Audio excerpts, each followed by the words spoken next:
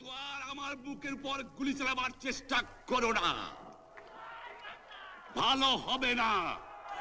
7 কোটি মানুষকে তাবায় রাখতে পারবো না।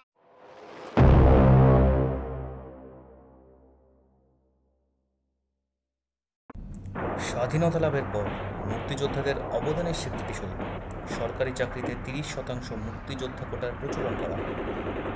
সেই সময়কার প্রেক্ষাপট বিবেচনায় এটি ছিল অত্যন্ত সময়োপযোগী সিদ্ধান্ত। সেই থেকেই মুক্তিযোদ্ধা কোটা প্রচলিত রয়েছে। 90-এর দশকে এসে দেখা যায় মুক্তিযোদ্ধা কোটার বিপরীতে আবেদনকারীর সংখ্যা বেশ নগণ্য, কারণ তাদের অনেকেরই চাকরিতে আবেদনের বয়স পেরিয়ে গেছে। এখানে জানা প্রয়োজন, মুক্তিযোদ্ধাদের অনেকেরই সরকারি চাকরিতে আবেদনের মতো প্রয়োজনীয় শিক্ষাগত যোগ্যতা ছিল না, যার কারণে অনেকেই কোটার সুবিধা গ্রহণ হতে বঞ্চিত হন।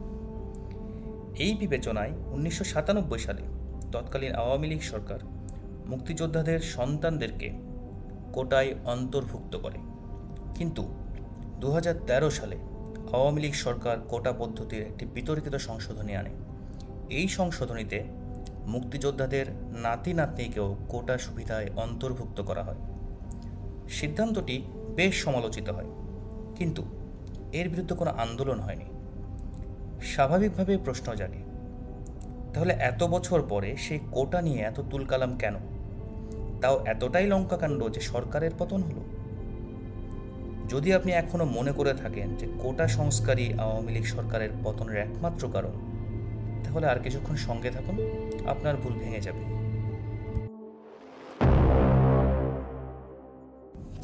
2013 সাল বিসিএস প্রিলিতে 2053টি শূন্য পদের বিনিময়ে আবেদন করেন 2,21,575 জন। 2018 সালে 1903টি শূন্য পদের বিনিময়ে আবেদন করেন 4,12,532 জন। 5 বছরে এমন কি পরিবর্তন হলো যে আবেদনকারীর সংখ্যা দ্বিগুণ হয়ে গেল? এর পেছনে কারণ কি? দলের কর্মী দ্বারা দাঙ্গা হাঙ্গামা করা যায়, প্রচারণা চালানো যায়, কিন্তু জনগণকে নিয়ন্ত্রণ করা যায় না। সিভিল সার্ভিস অফিসাররা এই ভয়েডটি পূরণ করেন। সরকারের সকল চাওয়া পাওয়া, অ্যাডমিন, পুলিশ সহ অন্যান্য ক্যাডারের কর্মকর্তারা মন প্রাণ উজাড় করে করতে থাকেন। গ্রেপ্তার, হত্যা, গুম, এমনকি রিগড ইলেকশন সবই করেন এই সিভিল সার্ভিস কর্মকর্তারা। সরকারও তাদেরকে দুহাত ভরে দিতে থাকে। তারা অঢেল সম্পত্তির মালিক হতে থাকে। দুর্নীতির প্রমাণ মিললেও তাদের কিছু করা হয় না, তারা ধরাছোঁয়ার বাইরে চলে যান। শুধুমাত্র একজন ইউএনওর জন্য দেয়া হয় 10 জন আনসার দেহরক্ষী। তাদের গড় বেতন যদি 10,000 হিসাব করা হয়, শুধুমাত্র তাকে রক্ষা করার জন্য মাসে সরকার ব্যয় করে 1 লক্ষ টাকা। ধীরে ধীরে সবাই বুঝতে পারে সরকারি চাকরিতে টাকা ও ক্ষমতা দুটোই অঢেল। এর প্রভাব বাড়তে থাকে, সাথে বাড়তে থাকে আবেদনকারীর সংখ্যা। শূন্য পদের সংখ্যা কিন্তু একই রয়ে যায়।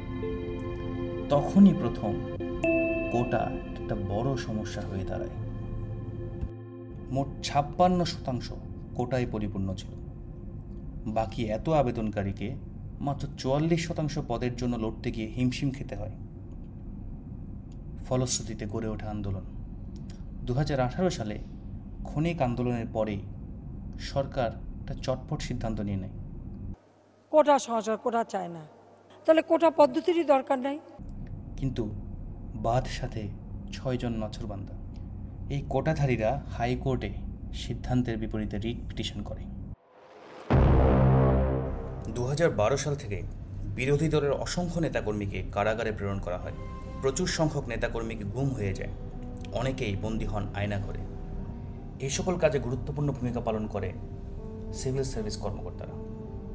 কিন্তু কোনো কিছুই ফ্রি আসে না। অ্যাডমিন ও পুলিশ ক্যাডাররা এতটাই বেপরোয়া হয়ে পড়ে, তারা সাংসদদেরকে এড়িয়ে চলা শুরু করে। সচিবরা এমপি মন্ত্রীদের কথা শোনা বন্ধ করে দেয়। এসব কারণে ধীরে ধীরে রাষ্ট্রের প্রশাসনিক কাঠামো ভেঙে পড়ে। দুর্নীতিপরায়ণ কর্মকর্তারা মগ্ন হয়ে পড়েন বেগম পাড়া নিয়ে। 2008 সালে বাংলাদেশের জিডিপি ছিল $91.63 বিলিয়ন। 2023 সালে সেটা এসে দাঁড়ায় $416 বিলিয়ন। নিঃসন্দেহে এই শাসনামলে বেশ কিছু উন্নয়ন হয়েছে। এই শাসনামলে তৈরি হয়েছে পদ্মা সেতু, বঙ্গবন্ধু টানেল, এক্সপ্রেসওয়ের মতো অনেক কিছু। বার্ষিক রপ্তানি আয় বৃদ্ধি পেয়েছে 8%। কিন্তু একটি মাত্র ব্যর্থতা এই সাফল্যকে মলিন করে দিয়েছে। 2008 সালে দুর্নীতিতে বাংলাদেশের অবস্থান ছিল শেষের থেকে 10। 2023 সালে এসেও বাংলাদেশের অবস্থান অপরিবর্তিত। দুর্নীতিতে এক একজন এতটাই বেপরোয়া হয়ে যান যে দেশে এবং দেশের বাইরে জমিদারি কিনে বসেন। দেশ থেকে প্রচুর পরিমাণ অর্থ বিদেশে পাচার হতে থাকে। গ্লোবাল ফিনান্সিয়াল ইন্টিগ্রিটি এর হিসাব মতে বাংলাদেশ থেকে 2011 থেকে 2018 সালের মধ্যে 92 বিলিয়ন ইউএস ডলার বিদেশে পাচার হয়েছে। সবচেয়ে বড় ধাক্কাটা আসে 2020 সালে। বাংলাদেশে করোনাতে মৃতের সংখ্যা তুলনামূলকভাবে কম হলেও অর্থনীতিতে তার প্রভাব ছিল মারাত্মক। তার উপরে মানি লন্ডারিং তো চলছিলই। ফরেন রিজার্ভ কমতে থাকে, ডলারের বিপরীতে টাকার মান কমতে থাকে, দ্রব্যমূল্যের ঊর্ধ্বগতিতে জনগণের নাভিশ্বাস হতে থাকে। এরপর যখন কোটা নিয়ে হাইকোর্টের রায় প্রকাশ পায়, তখন ছাত্রদের পক্ষে আসলে আন্দোলন করা ছাড়া তেমন উপায় ছিল না। প্রথমে সে আন্দোলন ছিল শান্তিপূর্ণ, কিন্তু এখানেও দুর্নীতিবাজ কর্মকর্তারা ছাত্রদের উপর এতটাই চড়াও হয় যে তা সরকার পতনের আন্দোলনের রূপ নেয়। আপাতদৃষ্টিতে মনে হতে পারে কোটা পদ্ধতি সরকার পতনের কারণ। আসলে দমনপীড়ন, দুর্নীতি, অগণতান্ত্রিক চর্চা আর অর্থনৈতিক অব্যবস্থাপনাই আওয়ামী লীগ সরকারের পতনের কারণ। তবে একটা বিষয় বোধগম্য নয়, এত সব অপকর্মে বঙ্গবন্ধুর অপরাধটা কোথায়? কেন তার ভাস্কর্যে ভাঙচুর হচ্ছে? কেনই বা তাকে ছোট করা হচ্ছে? এর উত্তরটা কি আপনার জানা আছে?